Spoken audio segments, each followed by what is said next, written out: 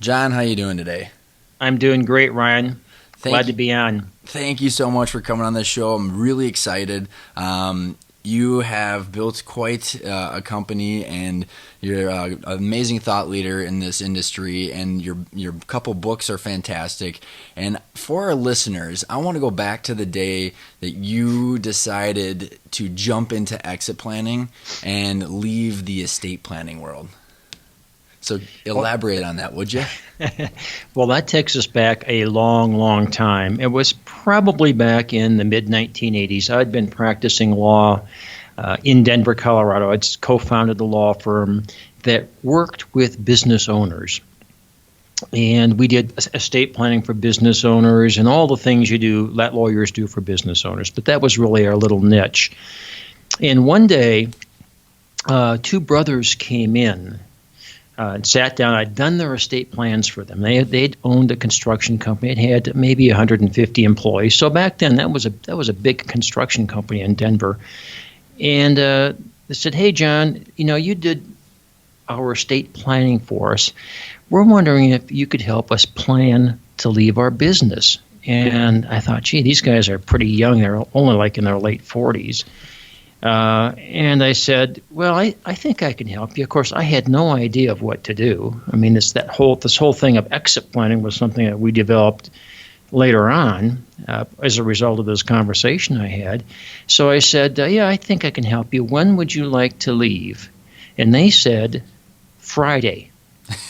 And I thought, well, I think maybe there's an unmet need here in the marketplace. And so I came from a family of business owners, and my dad and mom sold their business, and they weren't successful in that exit. It didn't work out at all.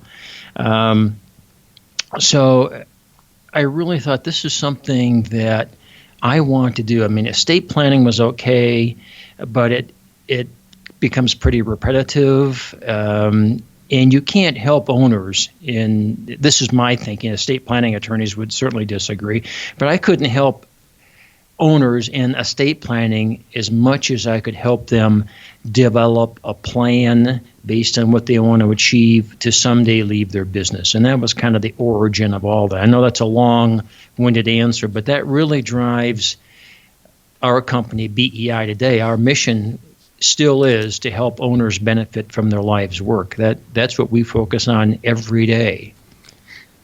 I love it because I've had personal experiences with, you get a little bit of siloed advice if you're not looking at the whole picture. And to go back to your one comment, which is the unmet need. So obviously there was this time of Friday that they wanted to leave, but as you are moving away from estate planning and into the exit planning, how would you define that unmet need? Well, back then I didn't even know what that need was or how unmet it was. I just knew that I really hadn't given any thought. I hadn't read anything about helping owners plan for the day when they leave their business. So I just went with the flow and started to work with business owners. So most of them came in for some business legal need or an estate plan, but I would always ask them, have you ever given any thought to someday leaving your business? Which is still a question we encourage our members to ask. And here's one other quick story.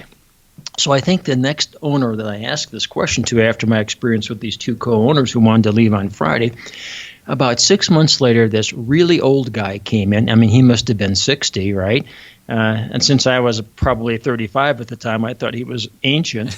And so I thought, boy, if these two younger guys wanted to leave on Friday, this guy probably wants to leave today. So I said, Frank, have you given any thought to you leaving your business someday? And he said, yeah, I have. I said, well, when would you like to leave? And he said, I'm never going to leave my business. I love it. They're going to have to drag me out by my heels from behind my desk after I drop dead. And I thought, wow, this exit planning process really has a lot of potential now. So the need that business owners have is very individual. Every owner is going to have their own set of, we call them goals and aspirations, but you could also describe it as a need perhaps. Everybody's going to have maybe some generally universal goals, but precisely what they want to do and when they want to do it is going to be different for everybody. So in the world of exit planning, from a professional standpoint now, it is so exciting. It's so challenging because everybody is different. Well, in your book, Exit Planning, The Definitive Guide, which I absolutely loved, I think you, from start to finish, cover all the things, and you don't get too technical, but you address everything to make the owner aware of all the moving pieces and parts. But you start off the book with the 3 universal goals, and you kind of touched on it just there. Can you explain what you mean by these universal goals, and how do they differ from person to person? So when I first started developing exit planning, I really realized that every owner has 3 goals once they start to think about leaving a business. When do I want to leave the business, and what does that mean? Do I want to leave on Friday, and maybe I want to leave the business but not transfer ownership? So what does that mean for an owner? How much money, how much income do I want for the rest of my life and probably my spouse's life after I leave the business, after I've lost control of the business? How much income am I going to want to have for as long as we live? And who do I want to transfer the business to? So it's, how much, when, and to whom. Those are the 3 universal goals I think every owner thinks about. Well, and what's interesting, it kind of correlates. I always, when I'm talking to individuals and owners, if you've got time, financial stability, and energy, you can kind of slice and dice it any way you want. But can you almost dive one layer deeper into that and explain how all of these are kind of correlated, and when you pull one lever, you might have to give up some parts of the other ones? And I know that you probably, I know you do, you describe a lot more of in your book, but can you explain on the high level how there's things that are give and take in each of these? Yeah, there's a couple things, Ryan, I can think of, a couple ways of explaining it. And one is fairly brief, and the other one goes to the heart of what is exit planning in our minds. So let me start with the brief one. Mm-hmm. The first one is, let's say a business owner comes into an advisor, comes in and talks to you because you're an exit planning advisor, and they say, well, Ryan, I'd like to leave my business in 4 years. I'd like to have $250,000 a year of income for the rest of my life and my wife's life after I leave the business. And I want to transfer it to my son, who's in his 6th year of undergrad at the University of Minnesota with a double French poetry and English literature major. And I'm going to want him to come in and take over my construction company. Well, that's quite the picture.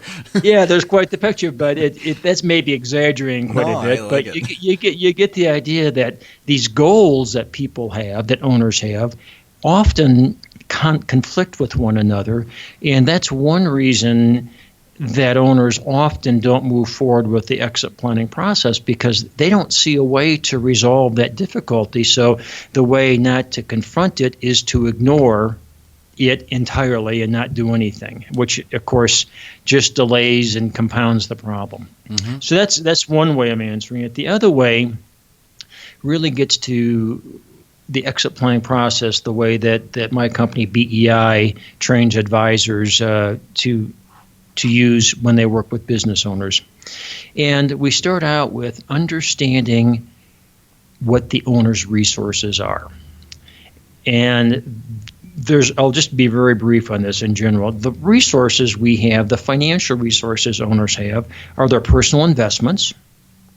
It's the value of their business, and it's the cash flow capability of their business.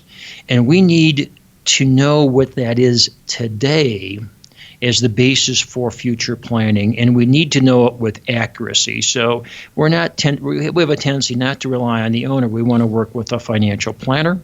We want to work with somebody who has valuation experience to give us an idea of the value of the business, and probably the CPA to give us an idea of what the current and projected cash flow is. So we're looking to advisors for that information always. And that's, again, one of the hallmarks of our exit planning is that we're going to develop a team of advisors that are going to be facilitated and coordinated by an exit planning trained advisor.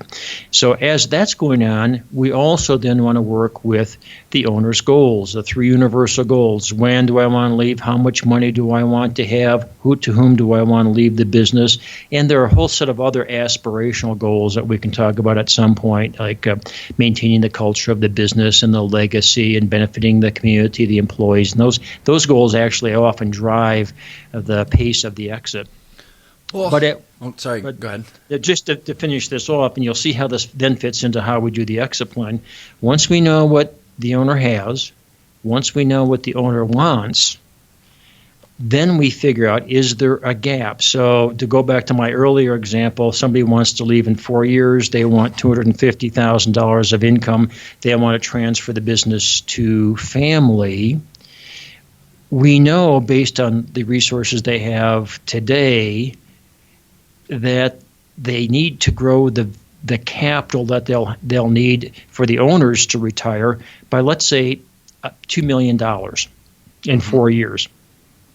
Well, that then starts to determine how the exit plan can be designed, because we know if the business is worth $3 million today, in 4 years it needs to be worth $5 million. We have to grow the value by $2 million over the following 4 years. How do we do that?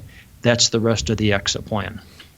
Got it. And, I think you're spot on, because you're starting with what really matters. And just our personal experience, as I kind of alluded to right before we started the call, was, because we had a lack of time, we had to make sacrifices on some of our goals, where I had personally helped turn around the business, and I had hired a lot of employees, and a lot of these people were my friends, and I didn't want to necessarily watch them all get fired.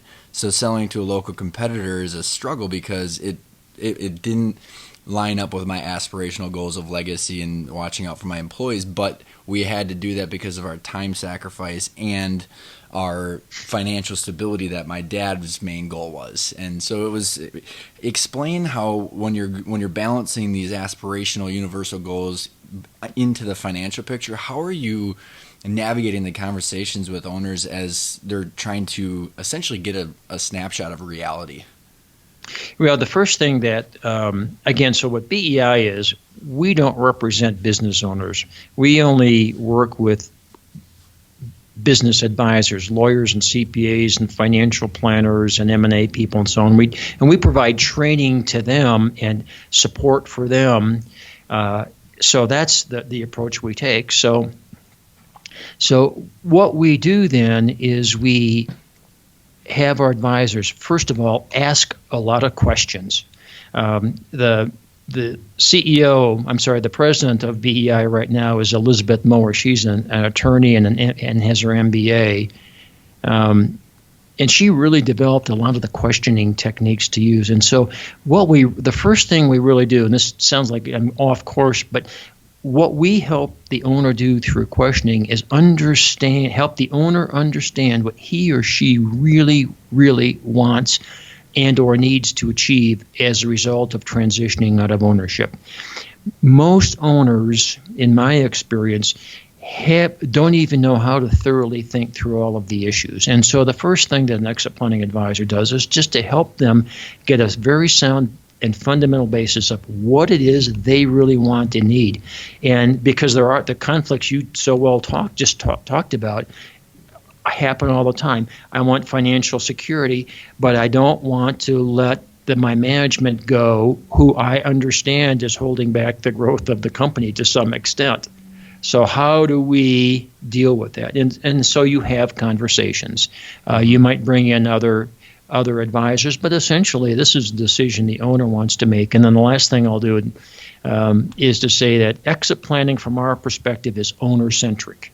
So it's not motivated if I'm an M&A advisor and I'm doing exit planning. The goal is not to sell the business to a third party. It's to see what the owner wants to do and then design and implement a plan that achieves the owner's goals. And the owner's goals will change as time goes on. They can evolve.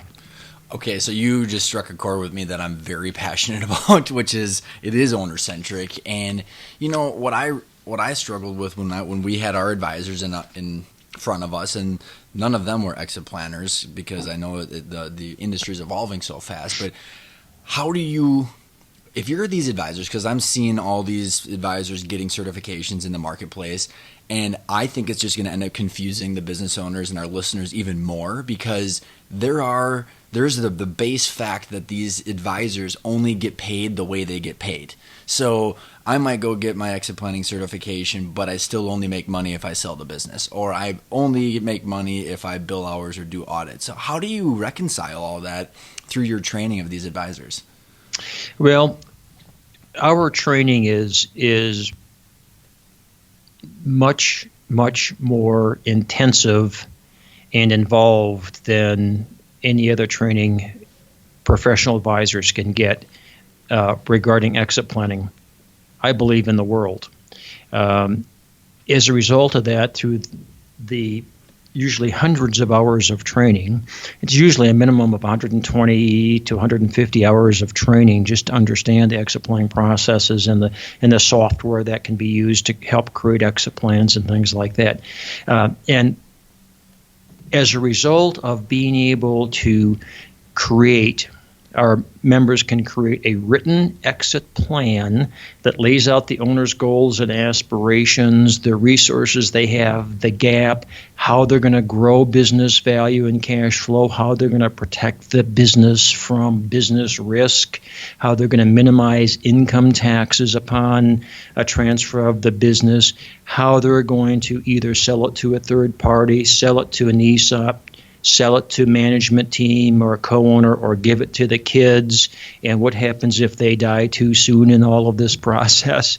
All of that needs a written exit plan. It's going to involve typically 6 to 10 advisors that need to be facilitated and coordinated by the trained exit planning advisor. All of that planning and all that implementation, as evidenced through a written plan containing the recommendations of all these different advisors, our member charges a fee for. Got it. And that fee is enough money for the advisor, and every advisor charges the way they want to.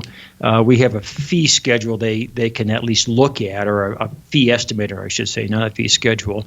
So that fee that they charge for that is enough money so that if that's all they do, they're happy.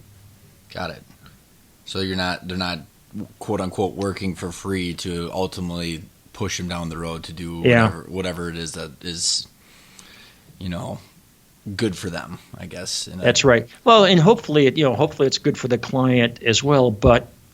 And that's one of the two obvious problems is that if I'm an advisor and the only way I make money is by doing Y, I'm going to find a way for you, business owner, to do Y. Mm-hmm. That's one thing. But the other problem that it raises is that all you're going to do, business owner, is Y. All these other opportunities, different exit paths, different strategies involving different professions, I'm not going to go into that because I probably don't know anything about it. And secondly, it detracts from my ability to make money off of selling UI. Mm-hmm. So it's a very narrow scope. And I think it ends up being a disservice to the business owner. So if a business owner goes through one of these plans, or if they're doing it correctly, just for our listeners, what kind of time are they looking at as far as doing the planning, executing the planning, and working on the transition plan that they have? And what are the biggest misperceptions or the epiphanies that they have as they work through that, do you think? Well, the planning would begin with understanding the very first part. It's almost like fact gathering. What are your resources? What do you want to accomplish? What's the gap? So that gives us the base of knowledge, fact-based knowledge of how to then design the exit plan. It could be that the owner says, you know what, this sounds great, Ryan, but what I've got to do right now is I've got to find a way to keep my key employees in the company so that they don't leave and go to a competitor. Or I want to start transferring ownership to my daughter because she is key to the company, and if I don't do that, she's going to leave. So the exit plan might be fairly narrow in what we're doing initially. It might be just to solve that one major urgent issue the owner has. And we in our lingo we call that, it's basically a component plan. It's some parts of the overall exit plan process that are just going to be addressed first. So that's one way of looking at it. Then we can add other components, maybe the estate planning, the business continuity planning at a later date, because we'll have the base knowledge of what do you want, what do you have, and what's the gap. But that if it's going to be a more complete exit plan where we're looking at all the different steps, not, the third step of growing and preserving value and minimizing taxes, as well as the exit path and so on, usually the planning process takes 3 to 6 months to get everything done. It can be done more quickly. It can take longer. A lot of the delay is often caused by just getting the initial information and things like that. Once we have that information, it can go fairly quickly if the owner has a pretty good idea of what she wants to accomplish. It can go 3 to 6 months. But then, even as we're doing this, it's going to this exit plan, which again is a roadmap. The owner now knows who has to do what by when to accomplish the owner's goals. So there's dozens and dozens of action steps, all with deadlines and what advisor is going to do what by when type of thing. That's what this exit plan is. We know what has to happen. Well, the second part then is making it happen. And that might be 6 months to a year if the business is ready to be sold, it has the value, and the owner is ready to leave. It could happen as fast as 6 months or a year. Most businesses are not ready to be exited, even though the owner may be ready to leave, and that might take 5 or 10 years.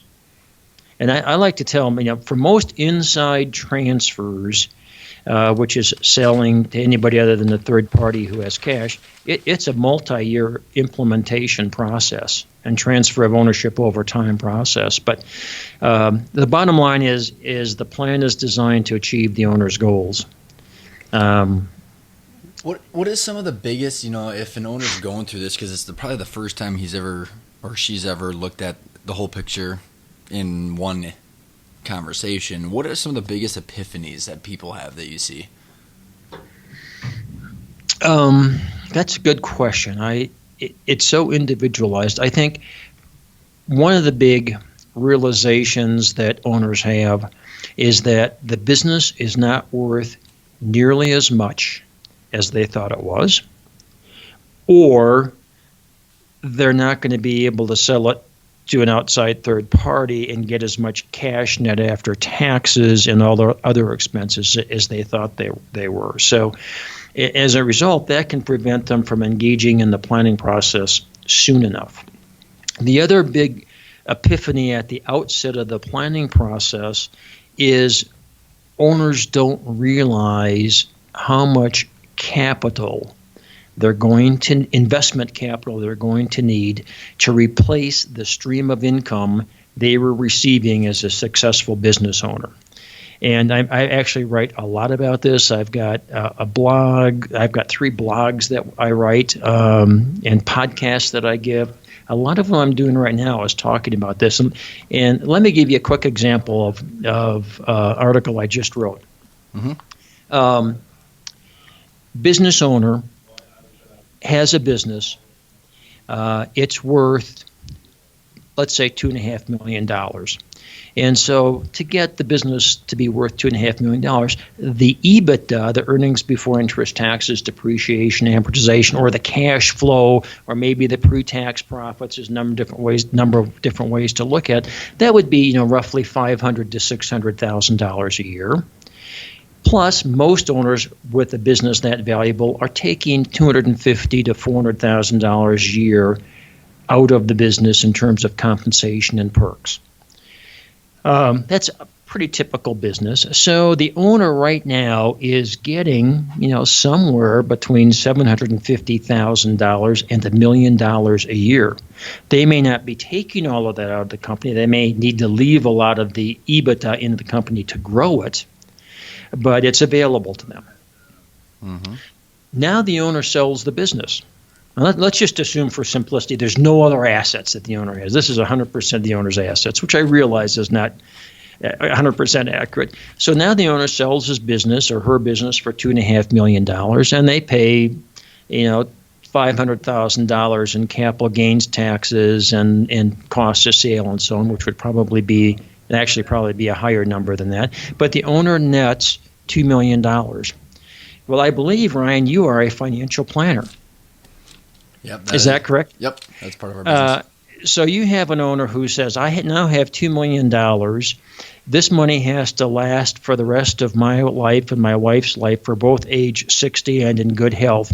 What kind of withdrawal rate, Ryan, would you suggest they consider? They got $80,000 coming out of there at a 4% withdrawal. Yeah, that's right in the ballpark of everything I'm hearing from all of our financial advisors. So you had an owner who was taking out $250,000 to $400,000 in compensation, had another $500,000 available, and now, Ryan, you're telling him he can rely on $80,000 for the rest of his life? Yeah, right. Those boats and the cars and the cabins and all that fun stuff and the trips and. Yeah, well, that's my definition of an epiphany. I think we had our own unfortunate epiphany when my dad and I, when I was saying to you, when we were not able to participate in that roll up because it was like, oh my gosh, we got this business that's worth nothing, but we were lit and we had some really cool stuff, and we had some good lifestyle, but we didn't have the sustainable pie chart that kicks off cash to maintain that. That's right, and that's and there's lots of reasons for that. I mean, one is the fact that generally speaking, bond rates are very low. The stock market over the last 15 or 20 years actually hasn't grown very much. Right now, it's growing, but 6 or 7 years ago, it was growing in the wrong direction. So you take the not the stagnant economy, but the economy that's unlikely to grow very rapidly for a long time. And you contrast that with the multiples one can achieve when you sell a closely held business versus what the stock market is doing, and you have this huge disparity in income. So what's necessary to bridge that gap is for owners to start working right now, even if they're not thinking of leaving the business for 5 or 10 years, and really understand what their lifestyle is that they want to have after they leave the business, which for most owners, and again, in our experience, is to just simply maintain what they're doing now. If they have a nice lifestyle now, most owners want to maintain that lifestyle. So we have to understand what that is.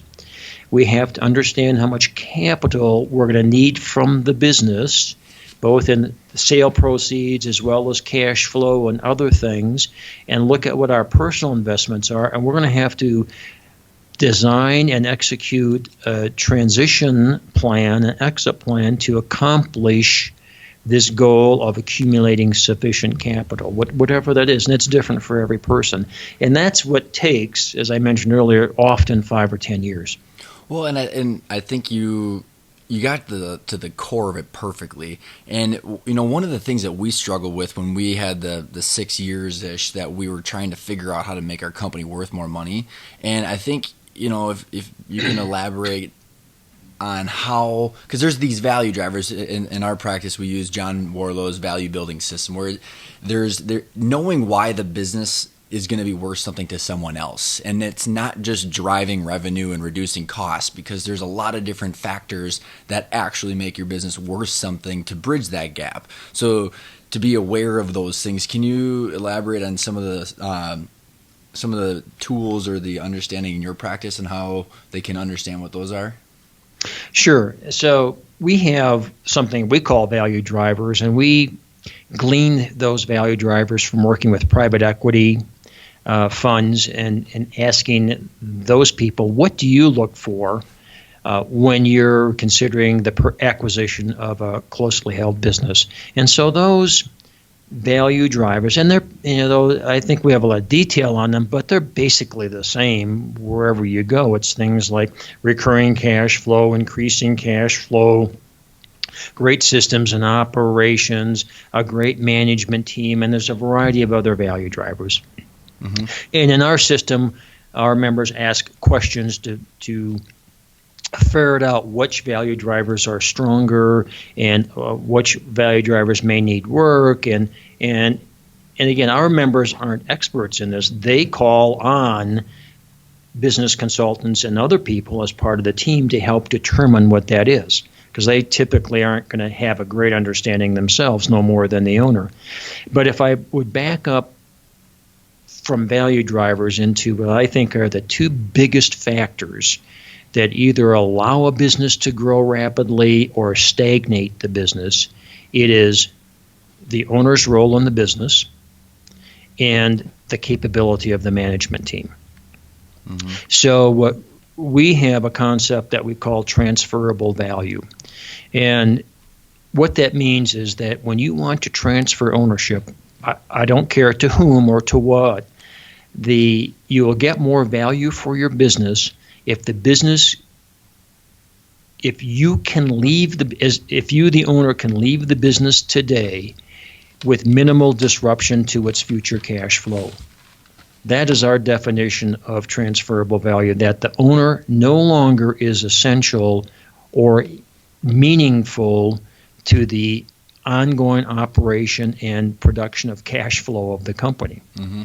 And for many businesses, the owner at some point who was instrumental in starting the business and helping it grow, but they've reached, the Peter principle. They can't grow it anymore by themselves, even though they're working harder than ever. They're not letting go of the reins of authority, and they're not delegating enough. So that's one issue that we work with. And the other is the management team, frankly. We see businesses all of the time where there was good growth for 5 or 10 or maybe even 15 years, and then the business has more or less stagnated. Mm-hmm. And once we start the exit plan, we realize, hey, this business has got to grow by 30% a year for the next 4 years to reach our goal. We can't have a business that's growing at 3% a year. What's going to have to change? Well, the owner may have to change his or her role, but the management team, we look at very closely in exit planning, and we'll bring in experts if we need to. We have tools to evaluate this. What is their capability? Can we bring in somebody to train them to and educate them and support them to help grow the business? Or do we need to bring in a different management team? Maybe not fire the people who are working for the owner, but move them into a less critical role. Because the only way you can grow a business, I'm convinced, most businesses, unless you've invented something, is the management has to be able to grow the business at the rate the exit plan tells us it has to grow, and the owner has to cooperate in that process by changing his or her role. So we look a lot at that. Well, and I think it's so important just even knowing what you just said, because there is the alternative that I've heard so many times in the past is, go back to your example of I needed an extra $2 million for my company to maintain my situation. Well, I'm just going to keep my business for the next 2 years, and then I've got more money than I would have been offered today. So your alternative is just to keep it for an extra amount of years, accumulate the cash, and now you just ran the scenario. But there's actually a way to drive the value instead of just staying as is. So I think there's just knowing that there's a way out. Yeah, I think that's a good point. I think that is the thinking of a lot of owners. And I'd break that down into maybe a couple of different ways. One is to do exactly that, just keep going. The other would be, I'm not sure I want to leave my business right away. I'm content to continue to own it, but I could get a lot more we suggest this to owners. You could enjoy your business a lot more if you would bring in a capable management team that you still oversee, that you still are the a strategic thinker in many ways, and make sure that the mission of the business, the values of the business, and the direction of the business continue as you would want it to go, but you're not in control of a lot of the details. And I think that's what tires business owners out. They get tired of doing the same thing for 15 or 20 years. And we have a way to say, hey, you don't have to do that. Mm-hmm. You can bring in a management team that has more experience. We call it next level management. So this might be a management team. If you have a $10 million company that you recruit from a $50 million company, and maybe in the same competitive sector or not, but they're going to have ideas, contacts, relationships that the smaller company will never have, and they can take this business to the next level. Of course, that then brings in the whole issue of how do we motivate them? How do we keep them? Is it with stock? Is it with cash? Is it some combination? But that's what exit planning is all about. Now it really gets fun for the owner. Well, and I love what you said, and I completely agree, because that's what actually was part of the things that changed our business around. And I think the way that you and people in the industry are starting to break this down, which I think is fantastic, is that if it's 5 years, you need to go at 30%, and you've got an idea of how much you're going to increase your business. I mean, it's one stock that you're moving the needle. And if you can, because I think the challenge is when you don't realize that you're trying to drive that end value, all you're looking at is cash flow. So for us, we had an $80,000 controller that was not intelligent, and I was in the middle of ripping and replacing our accounting package, and we had a lot of inventory, a lot of SKUs, a lot of different moving parts, and you quickly realize how incapable they are. But to go hire a $150,000 CFO and pay $50,000 for a recruiting fee, and then also replace, I mean, we probably added $250,000 to the payroll just in finance, and so to look where that return comes from is so important, because otherwise, why would you go hire the next level management team?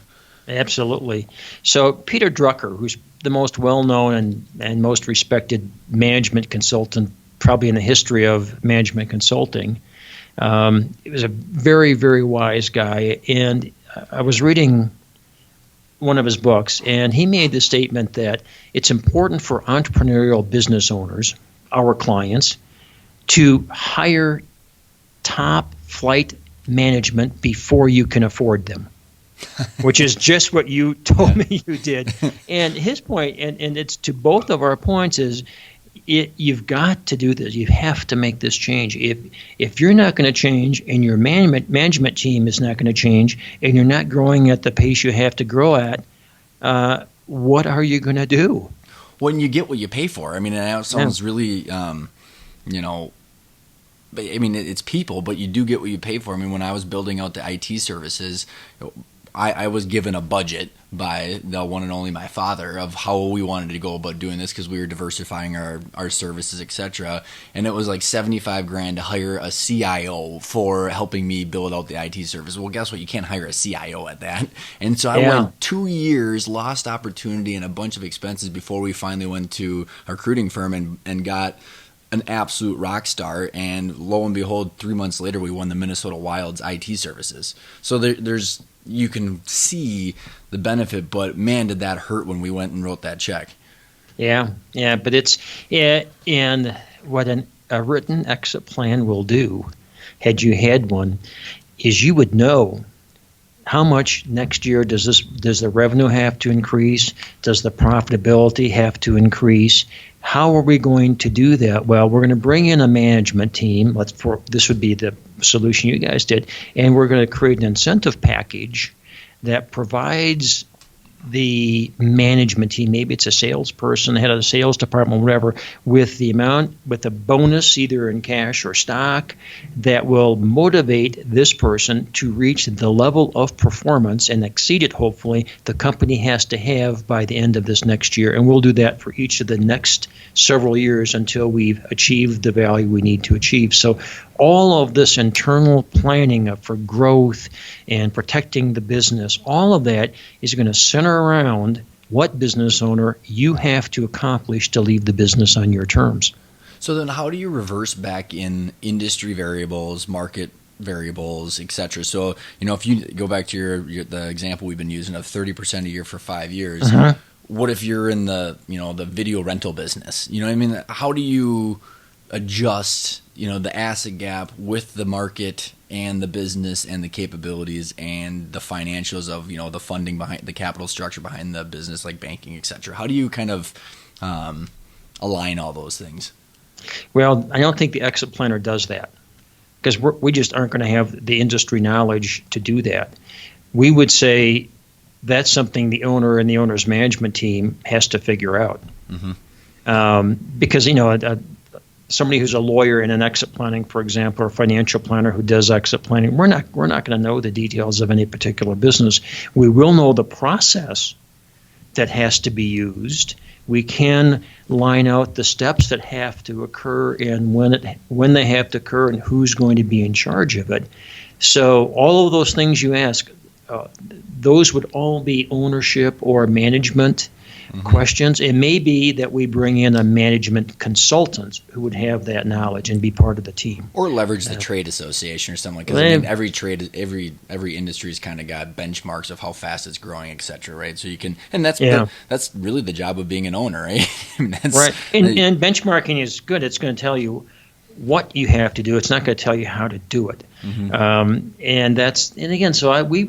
We have a lot of business consultants who are BEI members, and because that's how they can see that as their contribution, and they can be really important. And a lot of really well-managed companies that are growing quickly use business consultants in sort of a niche area to help them with the IT or to help them with a new operating system that incorporates certain aspects of the business that they don't quite know how to do that. So it's, in the long run, it's a lot less expensive to, as you're right, to go out and hire this, what we call this next level of professionals. It might be your CPA, it might be your lawyer, it might be your CFO, but you got to really have the right people if you're going to drive the business forward as fast as it's got to go. Well, John, I know I'm conscious of time here, and I'm assuming you and I could go on for a long, long time. So if there's one thing you want to reemphasize on all the topics we've covered, would there be one thing you want to reiterate for our listeners? What I would comment on is we just finished our 2016 business owner survey, and we haven't completed the report. We just got the survey results, and it indicates that 80% of owners would like to leave the business within the next 10 years. About 50 or 60% of those would like to leave in 3 to 10 years, and about a third would like to leave within the next 3 years. So owners are conscious of this, but we also ask a question. If you could leave the business today and have financial security, would you leave the business? 75% said yes. Oh my gosh. Yeah, and we interviewed several hundred. We had several hundred responses in this survey. So it was the margin of error is, I think, plus or minus 6%. So what this tells me is that owners are thinking about leaving. Almost all of us want to leave in the next 10 years. And most of us would leave right now if we had financial security. So, and the other interesting statistic is that 80% of the owners realized that the best way for them to leave the business on their terms was by understanding all the steps that they need to do to plan and then to act, which we would call an exit plan. But only 17% have done so. So if owners want to leave the business on their terms, they have to basically take the next step, which is to contact somebody who is familiar and experienced in this whole exit planning process. And to your point, Ryan, everybody can call themselves an exit planner today. So talk to your current advisors, business owners, see who they would recommend, do research online, talk to Ryan. Nice and you will, but do your research. Find out the people who have the best process and the most experience and the most tools to help you, business owner, exit the business when you want, for the money you need, and to the person you choose. John, thank you so much for coming on. If there's a way that our listeners can get in touch with you, what would it be? Well, the first thing I would suggest is to just go to our website, exitplanning.com, and take a look at the resources available and get a better understanding of what exit planning is. We have newsletters, we have white papers, we have books. You can contact various BEI members. We'll have a BEI member wherever you are, business owner in the United States or Canada, most likely. And go from there. But don't delay. I think time is marching on, and most business owners aren't. John, thanks so much for coming on. Thank you, Ryan. It was a pleasure.